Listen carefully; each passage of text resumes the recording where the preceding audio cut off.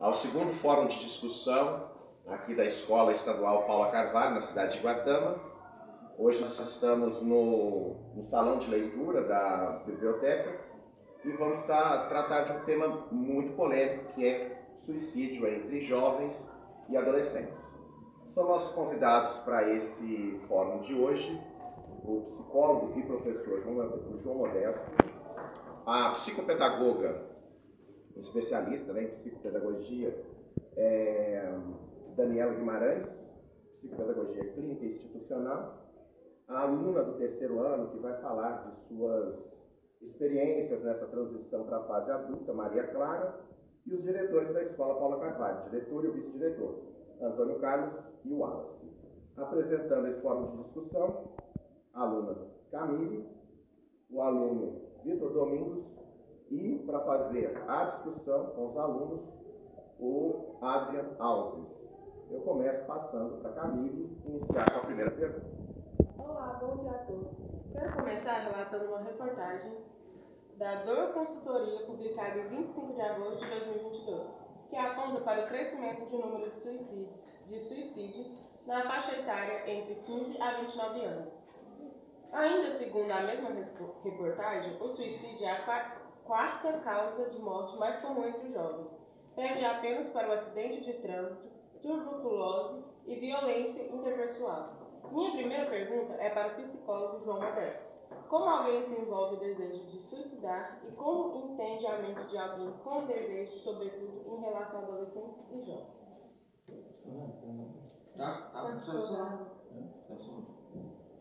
Bom dia a todos, bom dia, bancada.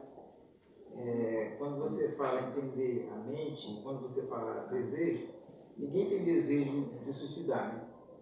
E existe o suicida e o suicídio. O suicida é o pensamento de se suicidar. E o suicídio é o ato, né? A forma. Aí vem o julgamento social. Essa questão cultural, né, do suicídio, que vem nomear, eles esquecem que ali há um sujeito. E esse sujeito que tem corpo e mente, que cada um daqui da bancada, como os alunos do ensino médio, do segundo ano, buscam uma determinada integridade física, né? Uma totalidade. Mas só que vocês esquecem que o sujeito tem limites, né? Forças contrárias que vêm do exterior, esse choque do eu e o mundo externo, você tem de conviver a todo momento. Então, para que você veja, desde o nascimento, da origem da vida até a morte. Então, há um tempo de existência. Nessa durabilidade da vida, você pode ter uma decisão de viver ou morrer, né? O estar vivo, o continuar vivo, é uma busca do prazer. Na medida que não a tem, aí você quer morrer. E essa dimensão ancestral, né? O que é vida na verdade? Cada um vai ter um conceito. O estar vivo e esse caminho até a morte é um caminho de possibilidades, como eu disse antes. Ou estar vivo ou morrer. É a questão de opção.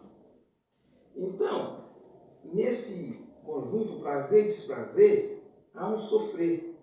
E esse sofrimento, cada um de nós busca um determinado alívio. A busca de alívio. E quando essa excitação interna seja grandiosa, você quer projetá-la de alguma forma, ou seja, na academia, ou fazer uma caminhada, e aí para que venha um alívio, tem pessoas que não têm esse discernimento. Ele vai à compulsão, ou seja, a repetição dos fatos. E não sai daquilo. Então, quando você fala jovens de 15 a 29 anos, essa transição, né, que ele passa, o lidar com a vida e a morte a todo momento. Quando eu falo vida, vou dar um exemplo para vocês. Eu estava lá de fora, em casa, uma vez, e passou um garim. E eu sem camisa, a ideia dele, João, que vidão, hein? Eu falei, cara, que vida é? Que vida é essa que ele está falando? A qual eu não sei nem o que é vida para ele. Que vida boa, hein? Né? você vê o nosso diretor e o vice, bem trajados, que vidão, hein? E aí, se você mata a questão, olha, vida é isso para você e para eles, por que na verdade é vida? Então, é uma questão conceitual. E os jovens, né, nessa dimensão do viver ou morrer, nesse questionamento, e você acabou de falar no seu discurso aí, que é o suicídio e o suicídio, na parte ocidental, vamos falar do mundo, do universo, isso é questionado. Se a pessoa vem a suicidar, há um julgamento, um porquê, uma sacanagem com o outro que fica, por que ele fez aquilo. E você vê o terrorista, né, ele suicida para outra dimensão. Ele vai lá e faz aquilo, olha, eu tenho outra vida após essa. Então a vida para ele é isso, né? Aquele homem bomba. Agora no lado ocidental não. E aí a morte terceirizada, vamos dizer assim, você foi para o hospital e o médico deu o diagnóstico. Realmente está morto. Aí está falando do corpo, né? Realmente ele está morto e o diagnóstico morte desconhecida. Mas o cara que vai lá e suicida, aí eles falam, o que aconteceu com ele? Ele morreu? Não, ele suicidou. Nem a morte é mencionada ali, né? Realmente ele suicidou. Então, o corpo humano, ele, segundo Freud, né, ele tem a pulsão de vida e a pulsão de morte. A pulsão de vida é a autoconservação, né? A prosperação da espécie. Você vai fazer, alimentar, caminhar para que você mantenha vivo. E a pulsão de morte é na hora que esgota todas as possibilidades. Você cai no estágio, na forma inanimada, inorgânica. Ou seja, é voltar ao que era antes. Na forma do sem vida, na verdade. Então essas duas pulsões, elas se chocam a todo momento.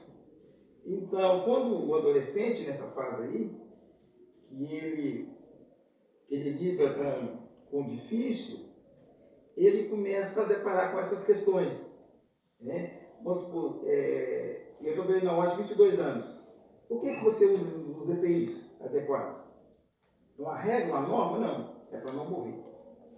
Autopreservação. Por que você usa o capacete? Não, é autopreservação. Por cinto de segurança. E na medida que os jovens vai ao risco, ele não preocupa com a vida. Então ele está sempre se arriscando. Então, e a autodestruição, por exemplo, a agressividade que o adolescente está manejando a todo momento, diante da dificuldade, diante do externo, qualquer material, se ele não atacar, ele mesmo o ataca. Aí vem os cortes, né? Vão degredir esse corpo. Aí é uma agressividade tamanha que autodestruição. Um sentimento de culpa mesmo. Ou seja, eu não fui aquilo que alguém almejou, ou seja, dentro da psicanálise, né, da teoria psicanalítica, o ideal do eu. Os pais fazem isso. Eu quero que você seja isso, ou aquilo. E aí, você começa a falar o eu ideal. Agora é o padrão social. Já imaginou arcar com essas questões? Então, os adolescentes, principalmente, quando não dá conta, ele começa a ter um sentimento de culpa. E esse sentimento de culpa, na verdade, cada sujeito deveria lidar com as perdas. As perdas é em de conhecimento. Se você não arcar com isso, né, ou recuar, ou afastar, ou avançar, você pode ter um sofrimento psíquico.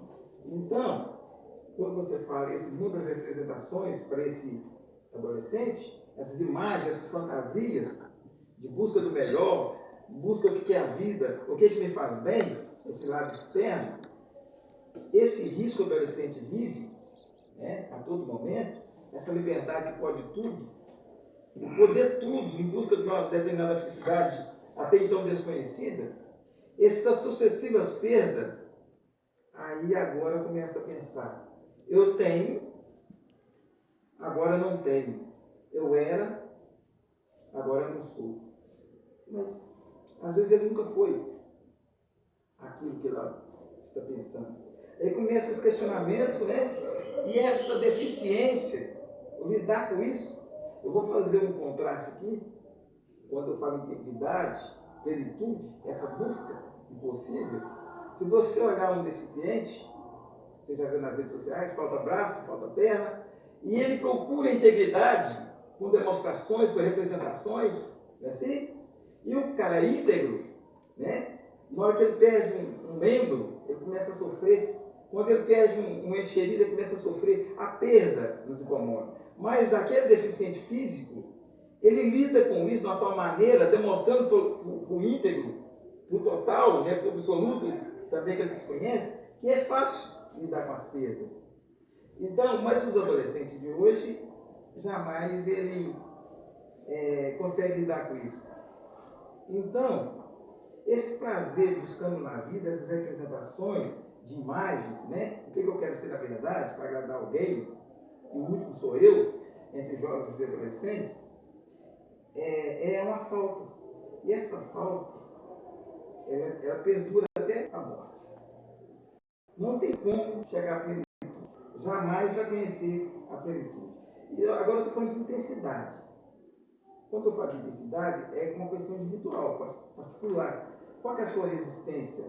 Qual é o seu enfrentamento para isso? Essa busca por objeto, agora vamos falar dos 15 aos 29 anos, essa busca por objeto, por substituto, em questão da falta, agora é o celular, as drogas ilícitas, lícitas, por exemplo. Agora tem o transtorno obsessivo compulsivo, a repetição. As pessoas estão buscando repetir aquilo que alguma hora vai causar desgaste, um desprazer. E contudo, resumindo assim, a pessoa em busca de consumo querendo uma certa felicidade. Esse é muito desconhecido. O retorno do estado inorgânico é o sem vida. A todo momento você está procurando isso. Quando você faz uma caminhada, como você disse, você caminhou o tempo todo. Quantos quilômetros? Você chegou em casa no estado, a energia esgotou tudo ali. Então a gente está sempre retornando ao sem vida. A todo momento. Então, o sentimento de culpa que o adolescente carrega, de não arcar com isso, é sinal de fracasso, de decepção. Aí, esse sofrimento, na verdade, ele não quer morrer, mas ele quer matar o sofrimento. Ele quer deixar de sofrer, ele quer sair daquele corpo. Aí vem nomear como suicídio, mas ele quer matar o sofrimento. Um policial, ele vem atirando uma pessoa. Ele quer matar o ladrão, ele não quer matar o suicídio. Né? O traído, o homem traído, vai lá, pega a esposa, dá um tiro nela. Ele não quer matar a esposa, a pessoa, ele quer matar a adúltera. Então, é mais ou menos assim. Esse suicídio, de 15 a 29 anos, ele quer matar aquele corpo, aquele sofrimento, ele quer sair daquilo, ele quer outra dimensão, mas não quer arcar com aquilo. Então, a fala do suicídio, e não do sujeito, né? A fala do suicídio, e não mais, que não quer mais morrer. Ele não quer morrer, só tem que querer a paz. E a paz, na verdade, quando ele suicida, é o fim. Então, quando você fala o desejo de suicidar, eu vou contradizer esse final dessa pergunta. Ninguém tem desejo de suicidar. Né? Ele tem uma decisão de deixar de sofrer. Não é desejo. E entender essa mente desse adolescente também, para mim, esta no final, né? Entender essa mente seria impossível. Só ele realmente sabe os porquês. E o julgamento social, né? É uma questão mesmo cultural em cada âmbito. Então, finalizando a resposta, no mundo de hoje, né? No atual, falando de família e sujeito e sociedade, o respeito, a tecnologia, está tudo diluído. Né? Misturou, fez um coquetel. Então, hoje você vai nas reflexões e fala assim, olha, A única coisa que me resta é que eu procuro a senha. Lá tem um Wi-Fi. E ali você começa a aderir. E o filho, né, ou a filha, ele começa a falar assim, olha, eu vou aproximar do pai ou da mãe? Quem me oferece mais? Aí uma barganha. E quando sobra ele sozinho, nesse campo de batalha, eu e o externo, aí vem o sofrimento, ele não dá conta de arcar com isso, pede socorro, e o socorro não vem, porque é só ele mesmo, aí vem o suicídio. Então, a atualidade, quando você fala, está contribuindo muito com essa decisão. É isso. Quem quiser acrescentar. Muito obrigada, vamos adereçar. Irei dar a palavra agora para o Vitor. Bom dia, bem-vindos ao terceiro também no nosso voto. O minha colega de bancada Camila mencionou sobre a reportagem na mesma matéria temos informações da Organização Mundial de Saúde, onde o suicídio mandam mais do que o HIV, malária, homicídios e câncer de mama. Minha pergunta é para Daniela Guimarães. Como pedagoga e professora, é possível perceber a propensão do suicídio?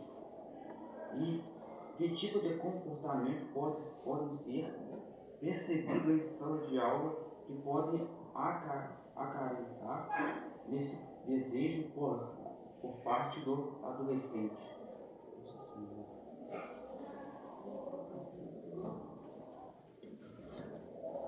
Bom dia, gente.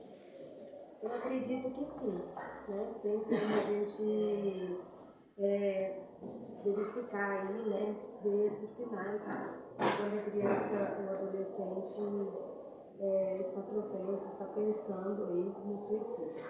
E diversos comportamentos são alterados, né? A gente pode observar aí autoagressão, né? Automutilação, o rendimento escolar, há uma queda do rendimento escolar, ele se isola, alteração de humor constantemente, diminuição e até mesmo ausência de autocuidado.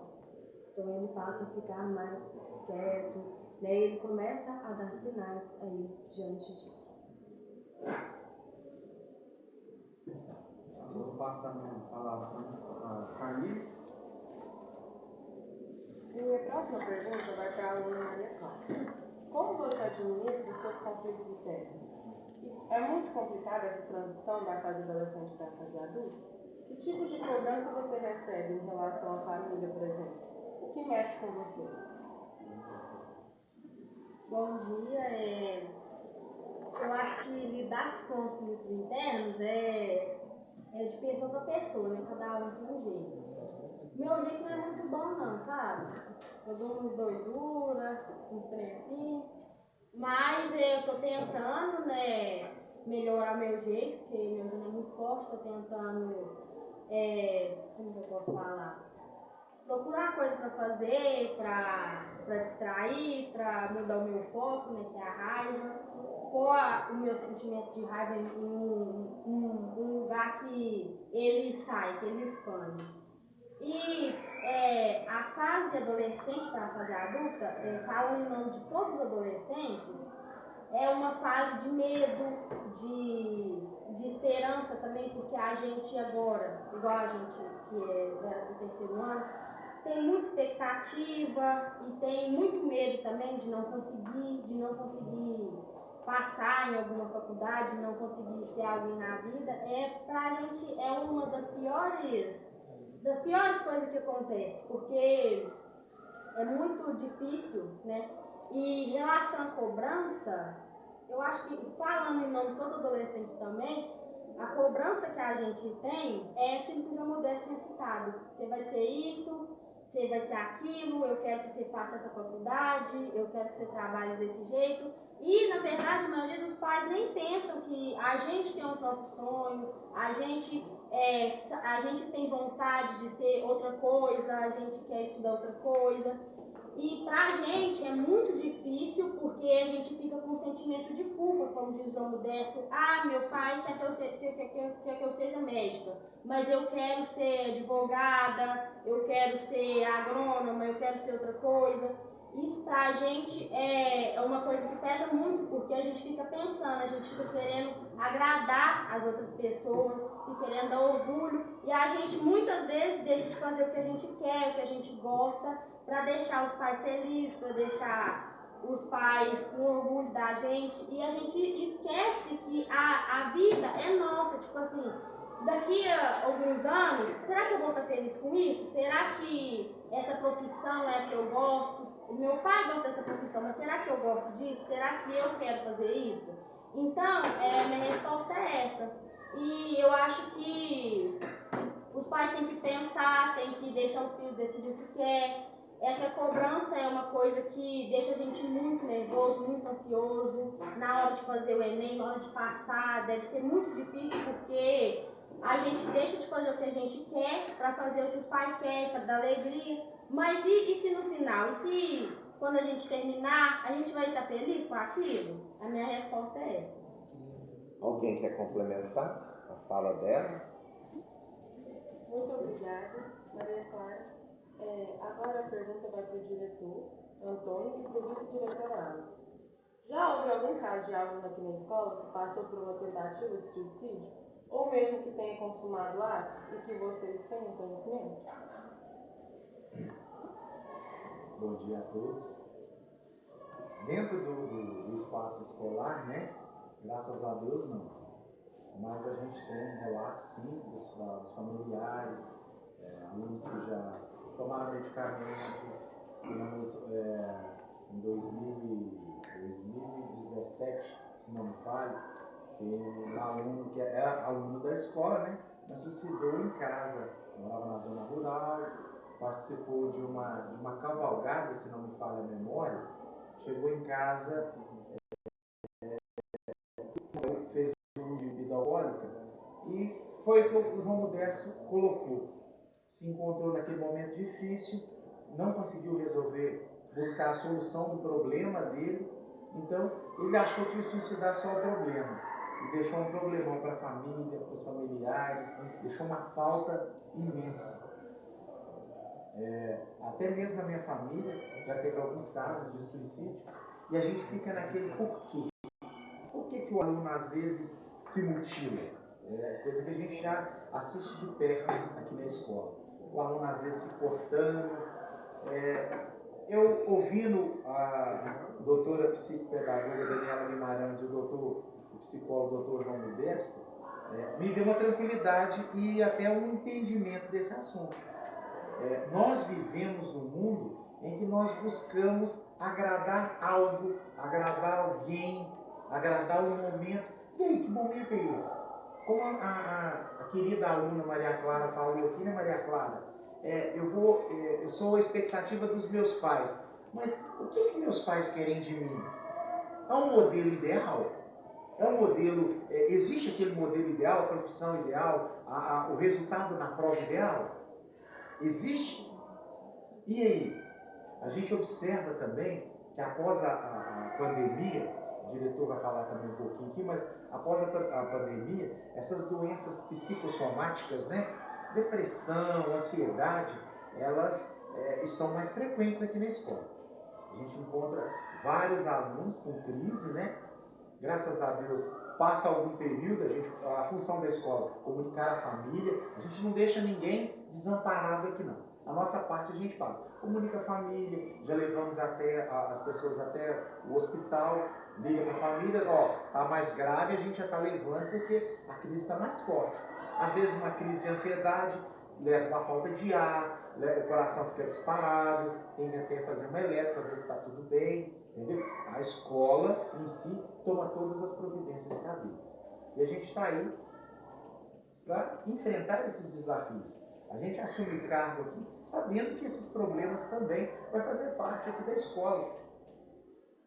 E graças a Deus, eu acho que tem superado bastante. O pós-pandemia está tendo um resultado agora esperado. A gente está superando todos esses desafios apresentados. Vou deixar um pouquinho o Antônio falar, né? Senão eu gosto de falar muito, deixar o diretor concluir aqui. Muito obrigada. Por nada. A palavra. Bom dia a todos. Como o vice-diretor Alves falou, né, é interessante a gente ouvir, porque explica algumas situações para a gente. A gente vivencia isso, mas depois, quando participo de um momento desse com dois profissionais falando sobre o tema, né, enriquece muito a parte prática que a gente vivencia aqui. Né? Como o Alves falou, mutilação nós tivemos aqui, e é um problema que vou usar uma expressão vulgar, né? Uma onda. Se um aluno mutila, vários outros vão mutilar também. Tanto que hoje os meios de comunicação evitam divulgar certos comportamentos para não incentivar. Eu lembro uma vez que um cantor japonês suicidou, e foi uma onda de preocupação muito grande, porque ele era um líder dos jovens lá no Japão, e meio que desencadeou um suicídio em massa, imitando o ídolo dele.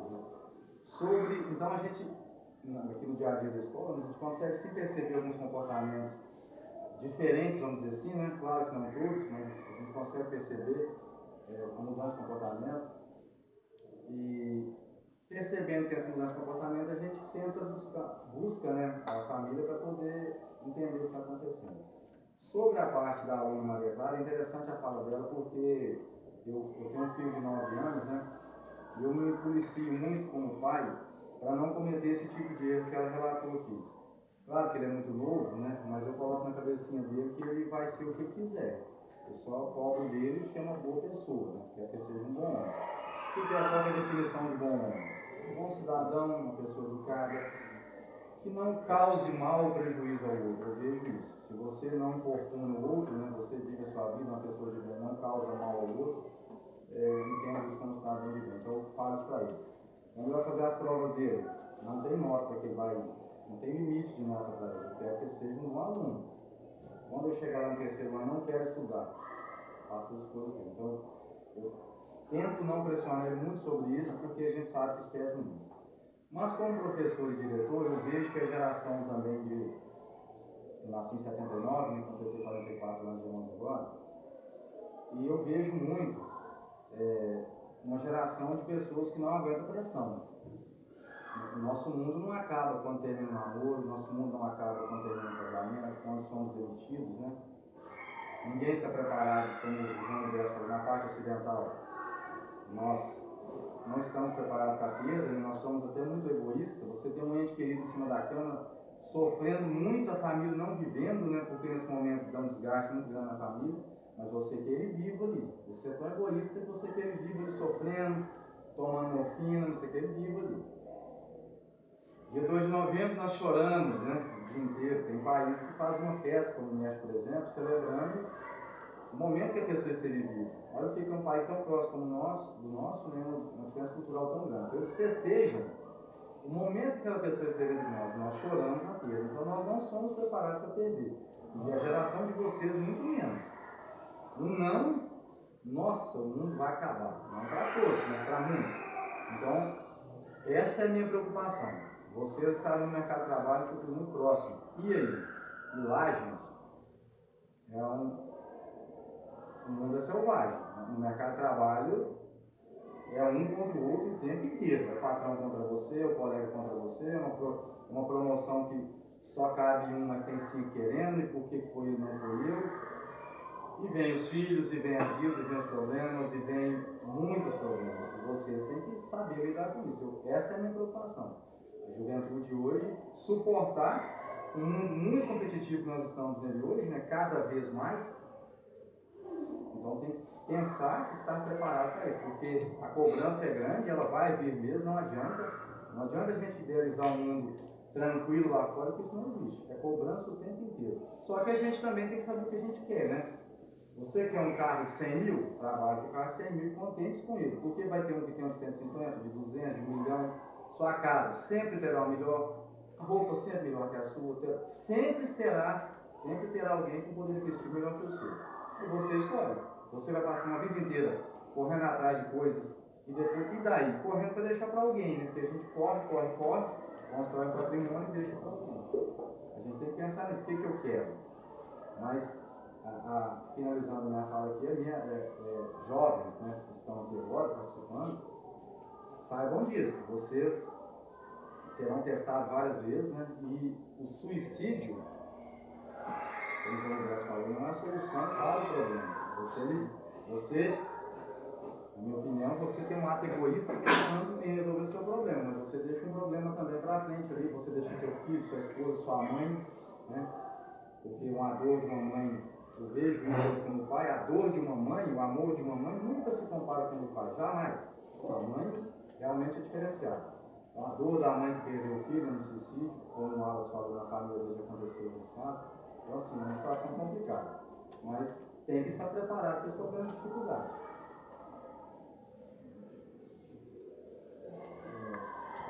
Que tipo de comportamento são os sinais amarelos até o vermelho para os quais professores, amigos e jovens podemos propor-se ao suicídio?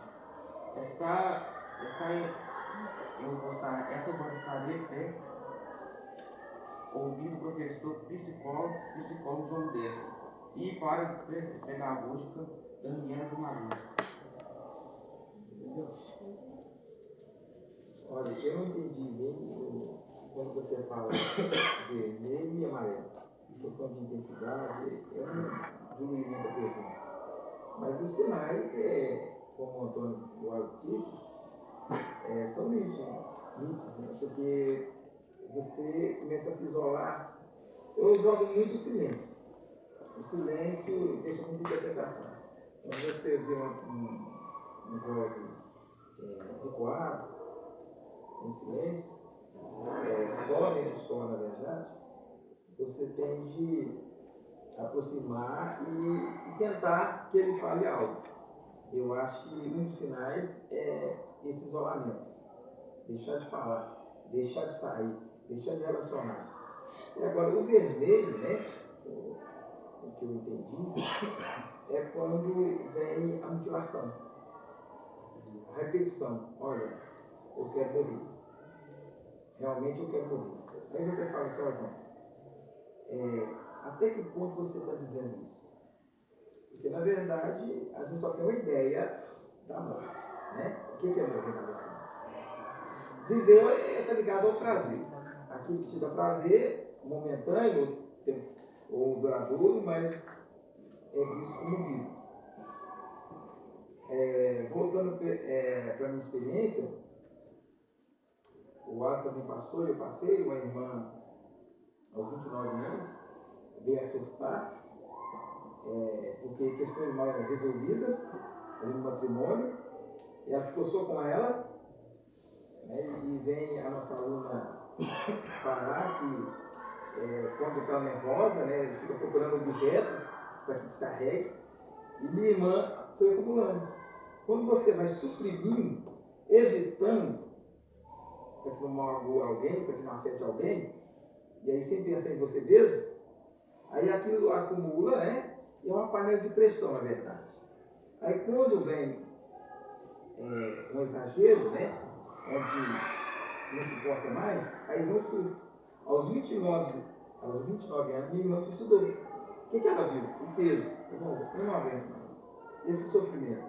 Vou deixar de sofrer. E aí, ela começou a falar, eu quero morrer. Quero morrer. Aí a repetição. Compulsão à repetição. Eu quero morrer, e aquilo não dava. E aí aos 42 anos, não vou passar dos 42. E então, quando eu falo assim, olha, a pessoa não quer morrer, ela quer sair do sofrimento. Minha irmã, nessa data, um dia antes, ela foi no salão. Se ajeitou, produziu, ou seja, o corpo está ali. Né? Esse corpo tem que ficar bonito. Aí, se produziu, dançou, festejou lá, no sábado, no domingo, parece que foi na segunda de manhã, à noite, no domingo à noite. Aí ela saiu. Né? E ela, essa decisão dela, portanto ela passou aqui no Bom Pastor, para ver até onde ela ia ficar, alguém depois falou isso para nós, foi uma coisa calculada, decidida. Só falando do corpo. Certo? Onde meu corpo vai ficar, ele tem que estar bonito, está bonito, né? Eu tenho que estar lindo para que alguém me veja linda, mas o sujeito ali estava acabado. Ele estava no estágio de excitação, de entusiasmo, né, de vida zero. Então, a gente que lidou com isso, a família, quando você fala em sinais, ela deu vários sinais. E aí eu cheguei a perceber, eu particularmente falando, os pais, quanto mais próximo da questão sanguínea, mais afeta. A gente, irmão, eu pensava assim, olha, vai acontecer. Né? Os dias ou mais dias vai acontecer. E aí há uma espera daquilo. Há tantas falas, quando chegou aos 42 anos, aí veio a alta dela. Aí, suicidou. E a gente caminhou e foi ali no rio. Então, deixa os sinais e o vermelho é isso. A pessoa já está pressa. Já não há tempo mais de, às vezes, de parar aquilo. Porque já tem uma decisão pronta de acabar com o sofrimento. Eu percebo assim, portanto, eu falei com uma certa experiência. Bom, o João, ele levou mais para o lado do comportamento, né? Como que a pessoa faz os comportamentos, os gatilhos, né? Que levam ao suicídio. Quando você fez a pergunta dos sinais amarelo e vermelho, eu pensei mais na questão de intervir. Como que pode, né, nesses três quesitos, né, da pergunta, os pais, professores e amigos, até que ponto esses três quesitos, né, esses três, podem intervir até chegar ao suicídio. Então eu levei mais por esse lado, na questão de intervir mesmo, de chegar a evitar que uma criança, um adolescente possa cometer um suicídio. Então eu acho que assim, o primeiro aí, né, eu acho que seria, porque como você falou, tudo está dentro do comportamento. Esse comportamento ele é anunciado antes, como você mesmo citou no caso da sua família, né, da sua irmã. Então ela passou todo esse comportamento antes, todo esse comportamento angustiante, tudo isso ele é mencionado antes, ele é passado antes. Então, e ela tentou de diversas formas se comunicar, né? Pegando o gancho aqui da sua irmã. Então, de diversas formas ela tentou comunicar a família, ela tentou demonstrar aquilo, assim como qualquer outra pessoa que tenta o suicídio, né? Ela tenta de diversas formas comunicar. Então, eu acredito que a forma, né, da gente intervir, tanto os pais, professores e amigos, é a questão da confiança mesmo, é estabelecer essa confiança. Então, os pais, né, primeiramente, como foi na pergunta, é estar atento. É estar atento ao comportamento da família.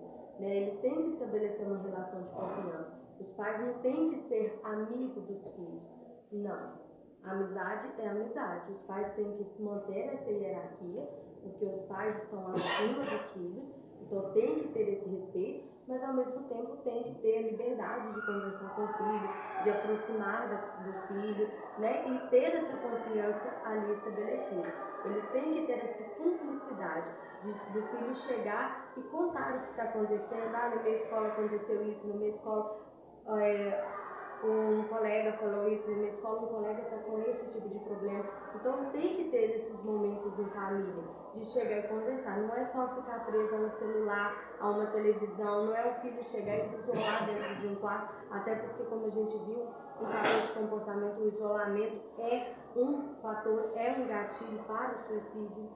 Então precisa voltar a ter esses momentos, né, de conversa, esses momentos de família mesmo. Né? Saber ouvir, prestar atenção. Na questão do professor, né? Nós, como professores, eu acho que a gente tem que ser mais pacientes. Nós não estamos aqui somente para dar aula, só para ensinar o conteúdo, não. Isso já ficou há muito tempo atrás. Acredito lá quando a gente estudava mesmo. O professor chegava, passava o conteúdo no quadro, pronto, você vai embora e acabou o estudo ali. Hoje não, hoje o mundo está diferente. Nós temos que prestar atenção, ter aquele momento de saber, sentar, conversar com o aluno. Às vezes uma conversa com o aluno vale muito mais do que aquilo que você tem que ensinar.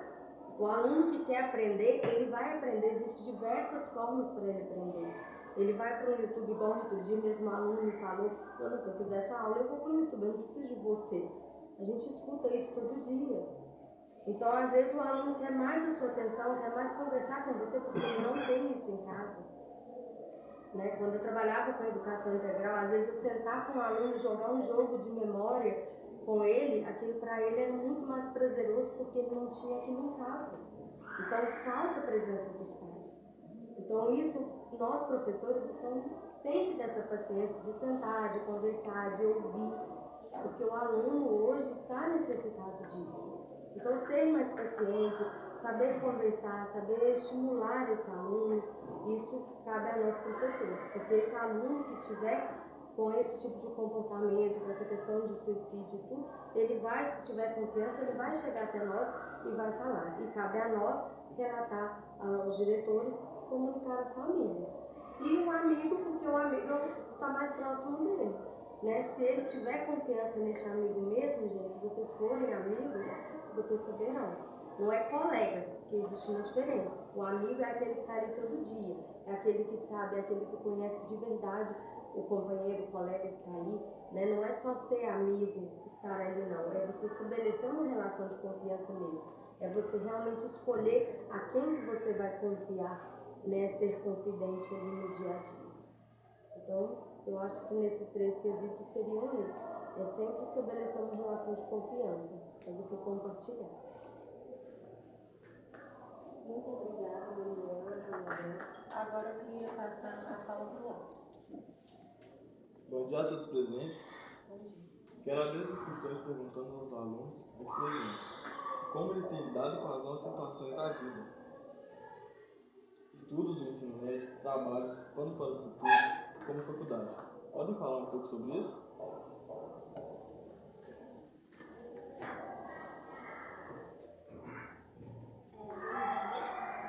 Particularmente, eu tenho um pouco, assim, fico pensando bastante, tenho um pouco de medo do futuro, porque, assim, eu me preocupo bastante com o meu futuro, com o que eu vou ser, como vai ser daqui pra frente, se eu vou conseguir conquistar minhas metas, e isso me deixa um pouco preocupada, assim, e faz, assim, eu tenho ansiedade, então faz as minhas crises de ansiedade aumentar mais e fica mais forte.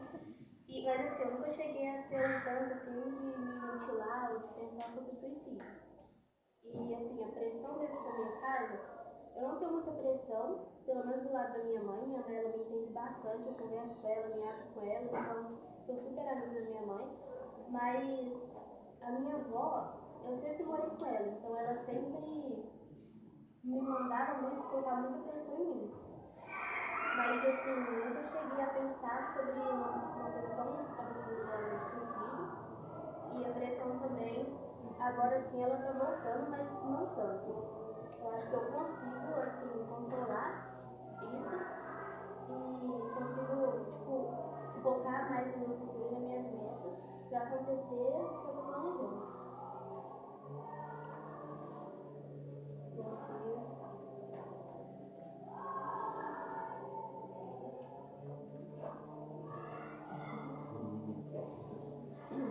Tá nervosa, Fábio?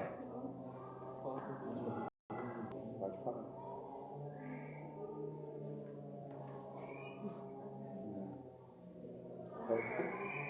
Alguém quer colocar? Alguém? Vamos falar? Mais alguém quer falar? Não? Pode pegar então, pode passar para a Camila. Luiz.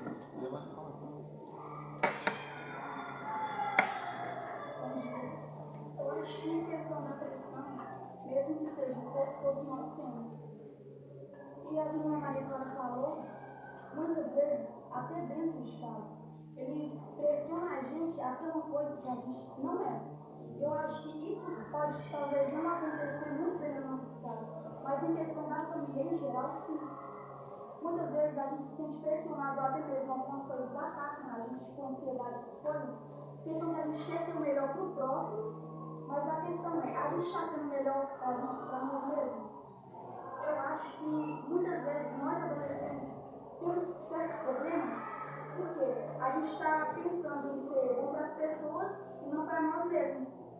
Então, eu acho que a gente deveria tentar ser bom para a gente, porque a gente vai estar ali com nós o tempo todo.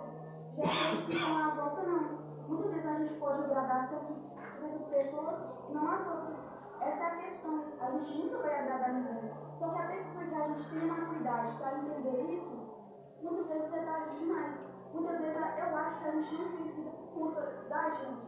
A gente se suicida ou, tem alguns problemas em questão do geral, das pessoas que estão em volta da gente.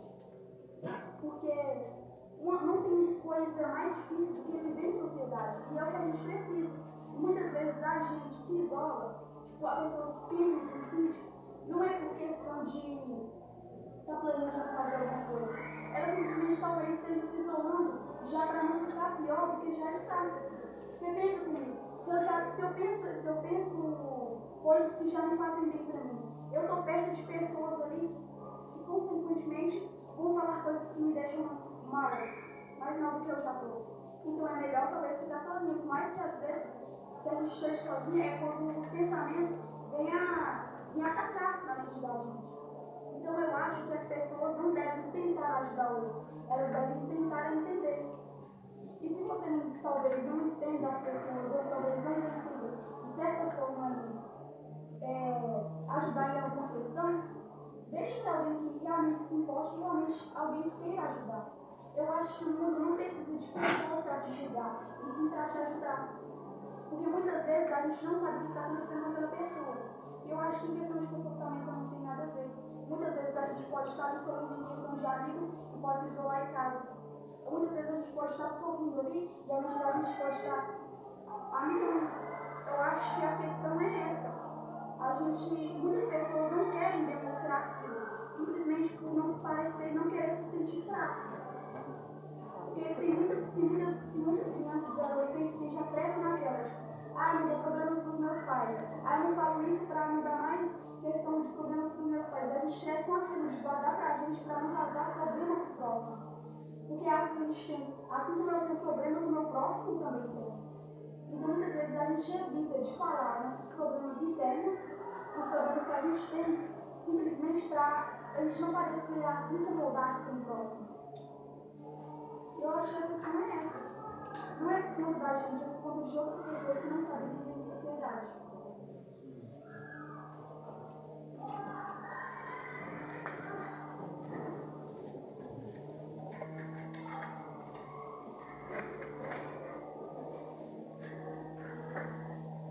Muito obrigada a todos que participaram. Principalmente a mim, sabe as palavras. Eu quero ouvir a análise do nosso convidado João Modesto e da aluna Maria Clara e colocar em discussão o perfil de adolescente que comete suicídio. Muitas vezes é um jovem de classe média, onde há uma boa estrutura familiar, inclusive financeira. Por que isso acontece, mesmo tendo esses adolescentes uma vida bem estruturada? Quando vocês falam em estrutura, né? E tem aquela ótica que o diretor falou. Se tem um carro de 100, vai ter um de 200 e por aí vai, sucessivamente. Então, estrutura é uma coisa muito complexa, assim, para controlar. Quando você fala uma classe média. E aí, eu queria abordar, né, essa questão de estrutura, falando do momento. O momento atual, seja ele ou seja ela, né? Questão de gênero, aceitação do ser. Olha que fantástico assim. Eu sou assim, vou continuar assim, mas mereço ser assim e tenho que ser respeitado por ser assim. Aí o social, né? Como você vai enfrentar isso? E os adolescentes, ele está ligado ao imediato, o agora, o amanhã. Não, amanhã já não serve mais, porque deveria ser ontem. Olha, esse plano, né? Então deveria ser ontem, agora não tem jeito mais. E quem media o imediato, em épocas passadas, eram os pais. Ele era o mediador. Né? O tempo de respeito. E hoje, a função de pai ou mãe, na verdade, agora para os adolescentes, é obedecer. Ou seja, fiquem quietos, vocês não sabem de nada. É eu que sei. Fica no seu lugar. Então, essa obediência, esse obedecer, é uma obediência da era digital. Ou seja, fala para os pais, me acompanhe. É eu que estou certo. Esse desfecho, que a gente questiona o respeito também foi diluído como um coquetel, que eu falei antes. Essa diluição, que o principal ingrediente é a internet. Ou seja, sem a senha, o Wi-Fi, jamais. Não aceito. Né? Agora, aqui que eu estou falando, quando esse jovem, esse adolescente, é o estacionar mesmo, é o fixar, é o não me envolver, é o parar de tudo. Não consegue observar o além do seu ser. Quem está em volta? Né? Quem está aqui? Quem está além de mim? É eu e o celular. Esse só, uma solidão, né? Esse adolescente de hoje, eu particularmente, né? Eu consagro verdadeiro zumbi. Um corpo que não existe. Um estranho andando, um cadáver, vamos dizer assim. Aqui na escola a gente vê vários cadáveres. Um cadáver em movimento. Ou seja, também, um morto-vivo. Sintetizando mais, isso veio aprimorar, dentro da família, né? Veio extingui-la, por causa desse consumo exacerbado. O estatuto basado em consumo. Então, falando da era passada e agora, dentro da densidade demográfica, no real, houve uma diminuição da fecundidade. O que é fecundidade? Mulher de 15 aos 49 anos, né, não querem filhos. Ou querem um ou dois ou nenhum. Né? O Antônio tem um. Aqui, às vezes, só tem um ou dois irmãos. Mas a era de hoje, nem sequer quer filho. Filho é sinônimo de consumo, de trabalho. Então, essa fecundidade baixa dá a entender que o adolescente está vivendo um resumo. Você pega o celular, kkkk, né? Karaokê, é o resumo. É um resumo do ser. Ou seja, não há tempo para te responder. Você falou na resposta, eu quero te ouvir, não dá tempo. É um kkk, depois eu te ligo, e aí depois eu te mando a mensagem, se der tempo. Se não der, esquece.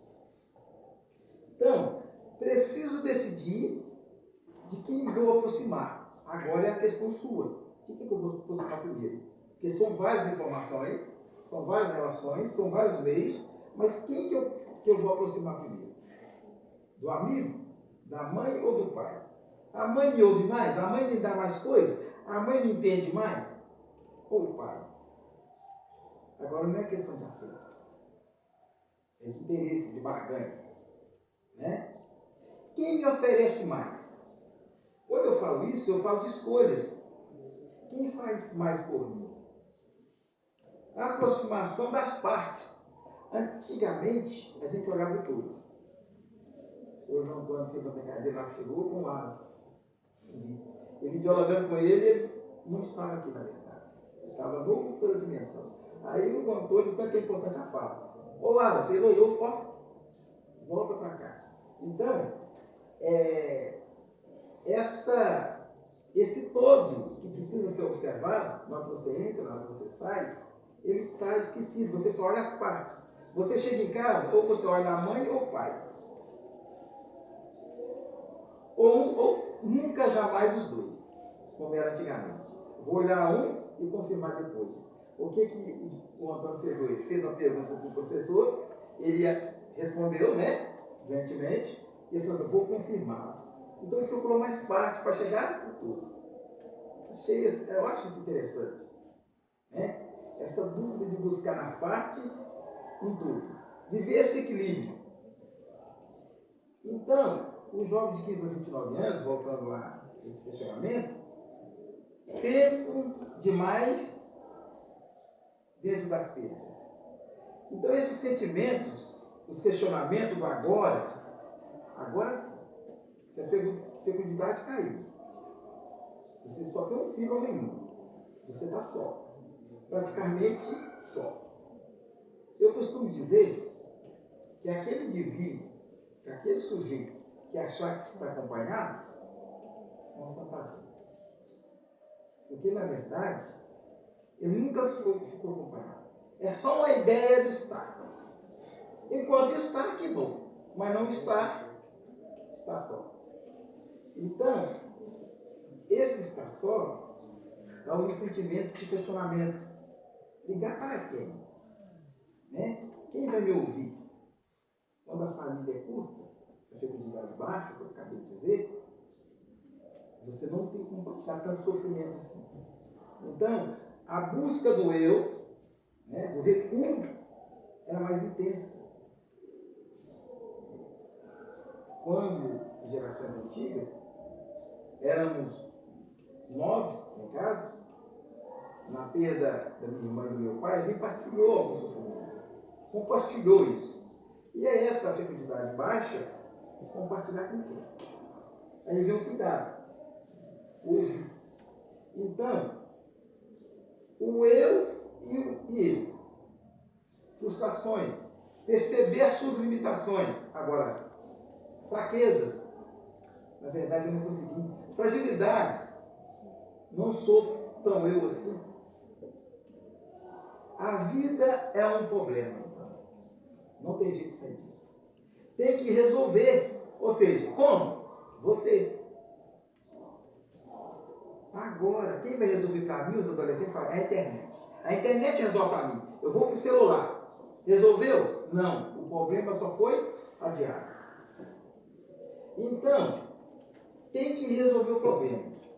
Você não tem outro, a não ser você. O problema é seu. Eu gosto dessa interatividade. O problema é seu. O tempo ameaçado. O tempo está pesado. Não adianta você adiar, recuar ou transferir o problema. A maioria dos jovens não experimenta o problema, transfere. Mas o problema continua.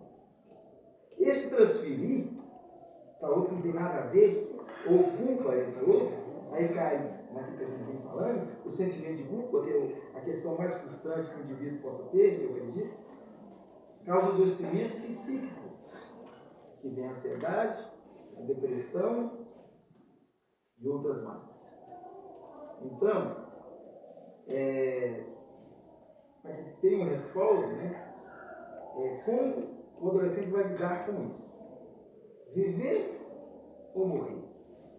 Aí é uma questão de opção. Né? Cada um vai opinar. E tem um artigo que eu li, que a pessoa fala assim, olha, a vida é um problema. O morto não tem problema. Então, é a casa do suicídio. Ou seja, para que finalize minha fala, resolva o seu problema. Agora. Né? Talvez tenha que ser agora. Se adiar, muita cautela ao adiar. Se não resolver, prossiga, mesmo assim, da sua forma, é claro, não da do outro. E caminhe, foca numa certa direção.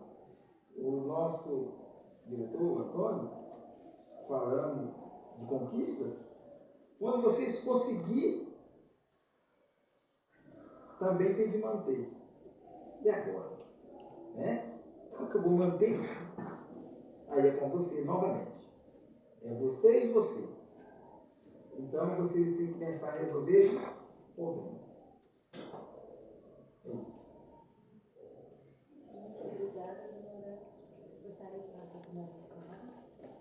Eu acho que, como perguntou aí, né, aqui da questão financeira, eu acho que a questão financeira não tem nada a ver com suicídio, porque a gente pode perceber que tem pessoas muito ricas que são tristes e tem as pessoas que é da classe mais baixa, felizes, menino brincando na rua, brincando de terra, e tem aqueles meninos que tem aqueles brinquedos caros, mas não tem carinho dentro de casa, não tem o apoio dos pais.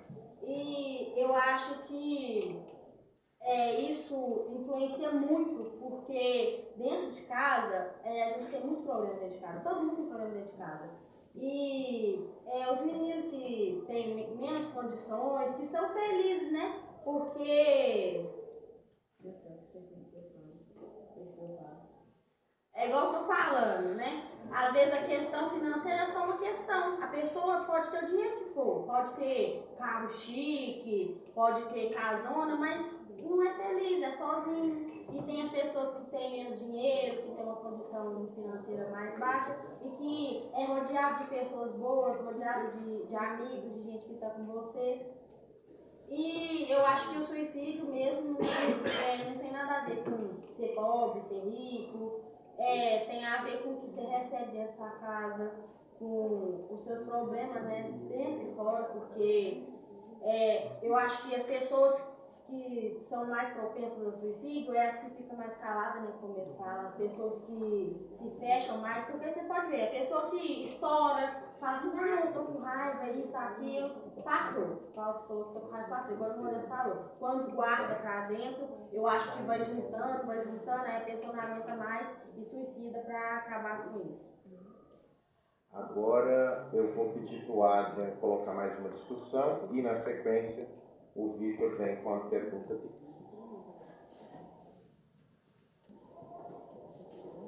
Quero colocar a discussão com os alunos e com os 5 convidados.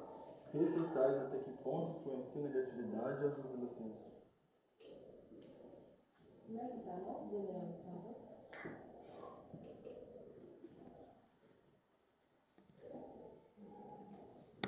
As redes sociais influenciam bastante o meu ponto de vista.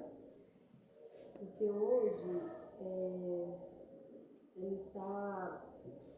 todo mundo, né, de modo geral, utiliza a rede social. E ali acaba que as pessoas colocam o que não é verdade.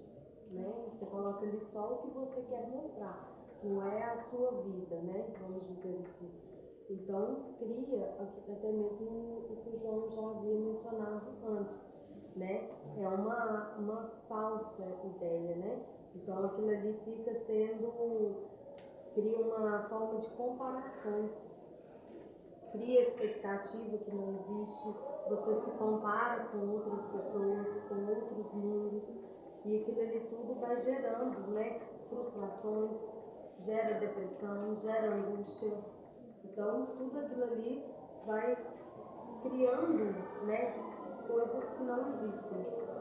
E, de certa forma, né, vai só aumentando aí. De certa forma, vai só aumentando essas angústias,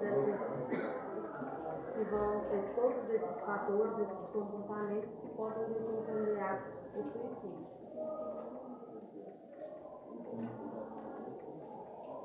Eu vou responder o questionamento citando uma fala do Leandro Carnal. Acredito que os mais velhos que conheço, os mais jovens não. Quem não conhece, aconselho a conhecer. Basta comparar a nossa foto do RG com a nossa foto do perfil da rede social. Não tem ninguém feio na rede social. E não tem quase ninguém bonito na foto do documento. Então, assim, é uma realidade que não existe, né, gente? É uma felicidade que não existe. Ninguém é feliz o tempo inteiro. Então, a gente quer postar uma foto e já esperar os comentários. Dia 26 agora de maio, eu vou dar um exemplo particular também, né? Dia 26 de maio, nós completamos 22 anos de casados. E a nossa vida, quando a gente é uma cidade pequena, vira e mexe, a gente fala, os outros falam sobre a gente. Então eu comentei com minha esposa que nós postamos uma foto, e eu falei para ela assim, a última vez que nós vamos postar um para o outro em redes sociais. Ninguém precisa saber o que está passando aqui em casa. Então nós não vamos postar, não vamos escrever mais nada um para o outro, porque não faz sentido. A gente vê a foto do outro postada e faz crítica. No dia seguinte, quando eu falei isso com ela, um casal postou, ela fez uma crítica. Eu falei, tá vendo? O que eu te falei ontem? É isso. Então, para quê? Então a rede social influencia muito. A gente deixa de perguntar, né, para os pais, para perguntar para o Google, né? Claro que é uma super ferramenta, isso é indiscutível. A internet é uma... Se a gente imaginar o rei Luís XIV, né, como muito poderoso, o czar Nicolau II como muito poderoso, e assim por diante, os grandes, Dom Pedro I, Dom Pedro II, Dom João VI, quanto de conhecimento que eles tinham nas mãos, comparado ao que nós temos hoje com o celular, com a internet, nós temos um mundo na palma da mão, e eles não tinham quase nada. Então, assim, as coisas negativas, né, como a Daniela falou, né, eu fico admirado quando a pessoa te manda uma mensagem, uma informação, o negócio é tão exagerado que eu penso, meu Deus, como que ela não olhou isso aqui? Um dia minha esposa me enviou uma informação, aí a primeira coisa que eu faço é pesquisar no site que eu considero sério. Eu falei, cara, você pesquisou isso aqui? Não, eu recebi e passei para frente, geralmente nos grupos de família, né? O famigerado grupo de família, graças a Deus, eu não faço parte nenhuma. Eu só participo de grupos de trabalho, eu não dou conta de grupo. Então, assim, a gente tem que usar a internet como uma super ferramenta, mas checar, né? O exemplo mais recente, né, gente, foi o dia do massacre, né? Todo mundo ficou alarmado. A escola teve mais alunos, foi a escola particular que é pequenininha que meu filho estuda, em porcentagem foi que teve mais alunos, de tanta bobagem, tanta desinformação. Deve ter sido o dia mais seguro do Brasil, aquele dia, porque eu nunca vi tanta polícia e pai de aluno, né? Vigiando os filhos. Então, assim, influencia muito de forma negativa. Vocês não passam para frente coisas positivas, geralmente. Mas o que é negativo, o que degrine, o que pode causar mal ao outro, nossa, é uma velocidade incrível.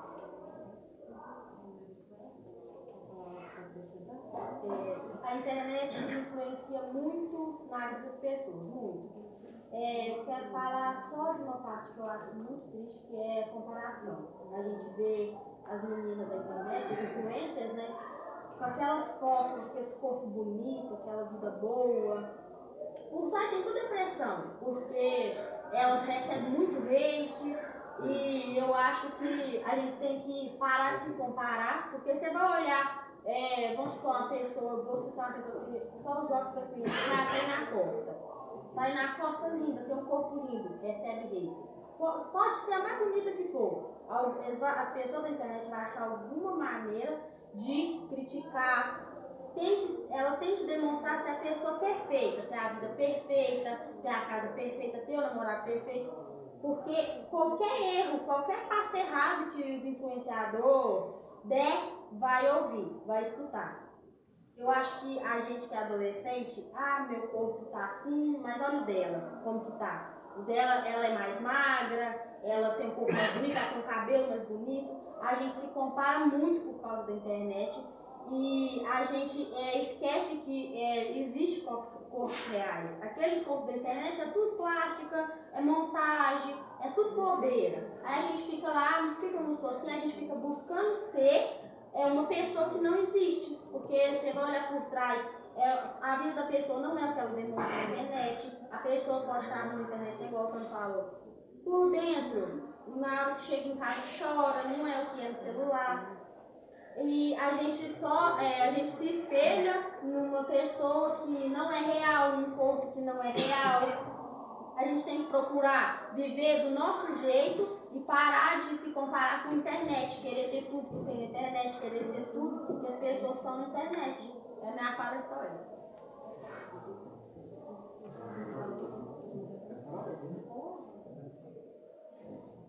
Quer complementar, João? Quer complementar? Está finalizando? Não, ainda não. Se você quer colocar sobre essa pergunta. Olha, o Antônio e a Cláudia, Luíne, ela sintetizava bem, assim, do ponto de vista. Porque essa imagem, né, nosso imaginário, querer produzir, aí cai o manter, que você quer manter dela, você quer manter perfeito, e sempre a perfeição é uma impossibilidade do indivíduo. Na hora que vocês falam assim, as fotos, nas redes sociais, é só uma imagem de felicidade, a busca de uma felicidade falsa.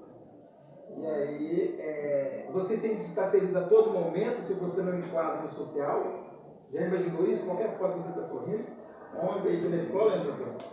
As pessoas passou do horário, recebeu e começaram a ficar meio frustradas. Aí você tira uma foto e joga nas redes sociais, todo mundo sorrindo, mas não era nada daquilo, você sabe muito bem. Então, é mais ou menos, as redes sociais veio acalentar, ou seja, veio enganar o próprio ser, na minha opção. E caia aquele que quiser, né? E arque com as consequências por tanto. Queremos saber do João Modesto e Daniela Guimarães. Como aquele amigo de infância ou até mesmo da escola pode ajudar quando ouvir um adolescente dizer que não quer mais viver ou que pretende tirar a própria vida?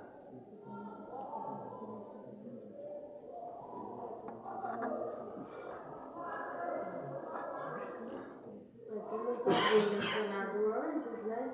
Eu acredito que é através da confiança mesmo, né? Então, aquele amigo, ele tem que ser um amigo. Se ele ouviu dizer, né, já através de vários comportamentos, é porque ele é um amigo confidente, né? Ele está próximo mesmo, ele tem um relacionamento bem íntimo com essa pessoa. Então, a maneira mais correta e a maneira de ajudar é tentar ficar próximo, tentar estimular, né, tentar conversar com essa pessoa e procurar a família, né, tentar conversar com a família aí para orientar mesmo, para chegar ao ponto de evitar esse suicídio. Quando você fala procurar a família, voltando à situação, à experiência de casa, vivenciada, quando você faz algo e aquele mais próximo deixa de fazer, não adianta você fazer. Na minha vida, né, na minha família, a gente fazia algo e quem poderia fazer mais não fez ou deixava de fazer, ou não acreditava naquilo. Precisava acreditar. Então, o ambiente familiar, se não houver uma escuta, uma aceitação da doença, do adoecimento do outro, ele tende a piorar. Então, aqui na escola, o Antônio chama o aluno, olha, eu percebi que você está se mutilando e tal, o que está acontecendo, ele vai disfarçar, né, daquilo. Quando ele volta para o ambiente familiar, está do mesmo jeito, está da mesma forma. Então, quando você fala em ajuda, é uma coisa muito assim, intensa, do meu ponto de vista. Porque quando eu tenho que ajudar as pessoas mais próximas. Mas aí, no caso, um caso específico, né? Aqui foi específico.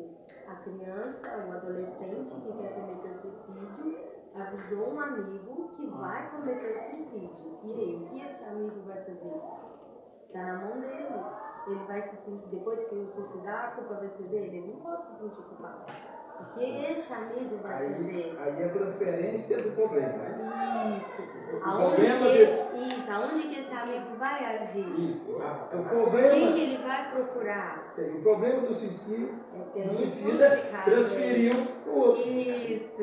Houve uma transferência. Esse amigo, ele não pode ficar culpado. Vem que o Antônio deu exemplo do líder, né?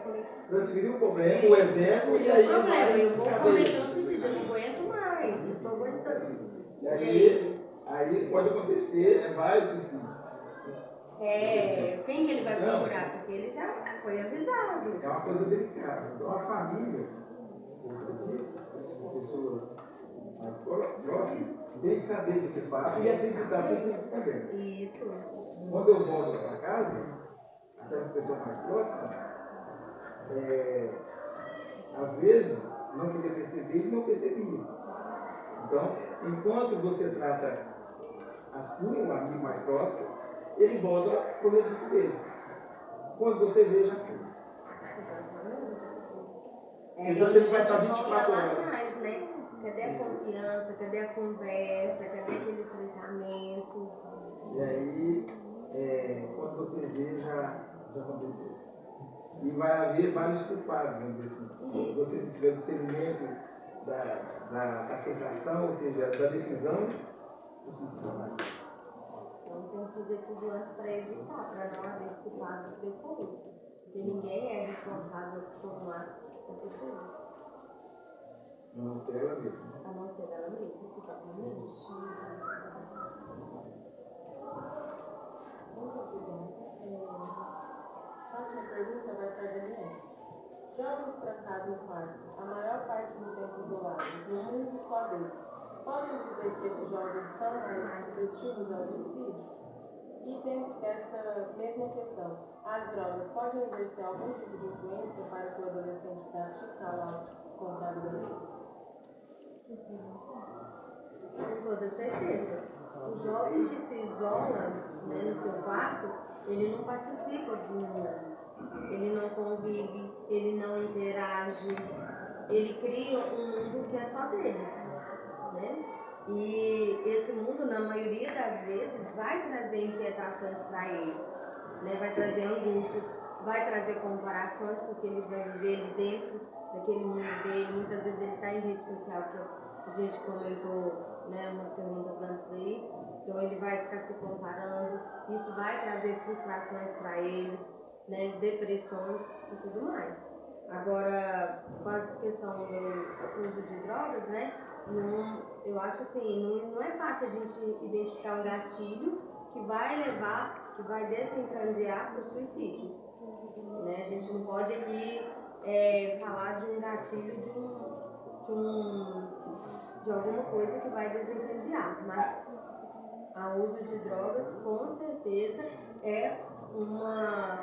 seria um desses fatores que poderia levar ao suicídio, sim. Porque muitas das vezes, né, o adolescente ele busca a droga para poder fugir de um problema dele. Então ele está com um problema ali, vou utilizar a droga aqui, porque neste momento, enquanto ele está usando a droga, neste momento ele está fora da realidade.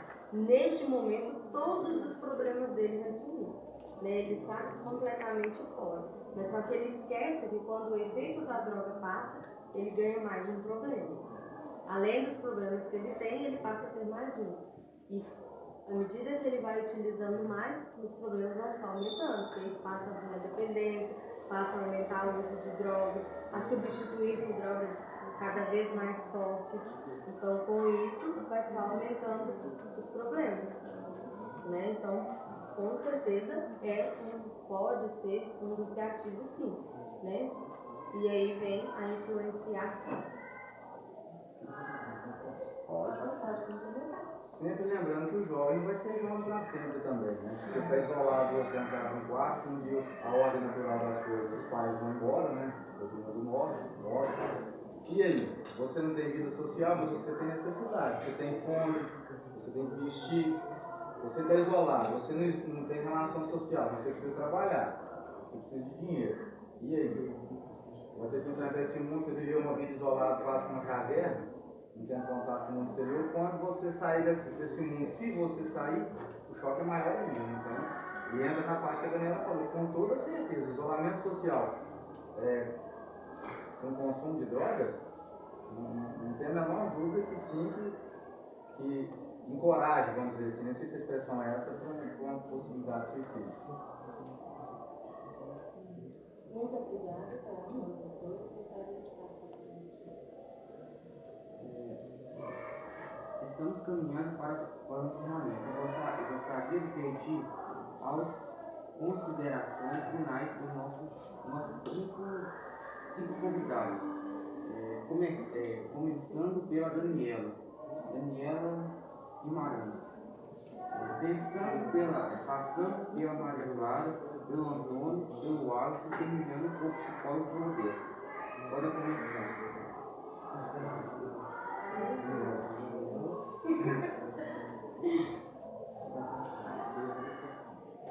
Primeiramente, eu gostaria de agradecer